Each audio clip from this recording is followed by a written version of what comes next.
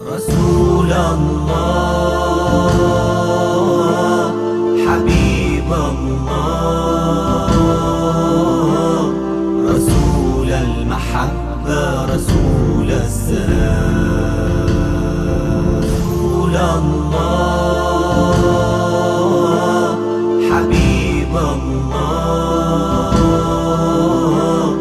رسول المحبة رسول السلام بەڕاستی تاقە کەسێک کە شایستەی ئەوە بێ هەموو مرۆڤایەتی بە دوای کەوێ محەممەد المستەفایە صلی الله عليه وسلم. ئەمەش لەبەر دوو هۆکار.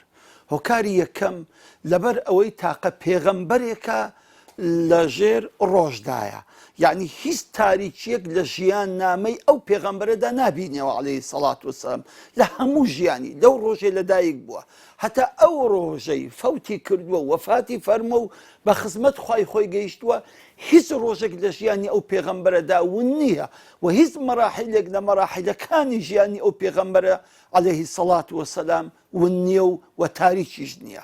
خاڵی دووەم کە ئەو پێغەمبەرە قودوەیە بۆ هەموو خەڵکی، بۆ هەموو چین و توێژەکانی کۆمەلگا قودوەیە، بۆ گەنجێک قودوەیە، بۆ قائیدێک قودوەیە، بۆ حاکمێک قودوەیە، بۆ قازیەک قودوەیە، بۆ ئیمام و خەتیبێک قودوەیە، بۆ داعیەک قودوەیە، بۆ خێزانێکی بەختەوەر قودوەیە، بۆ پیاوێکی ڕێک و پێک قودوەیە.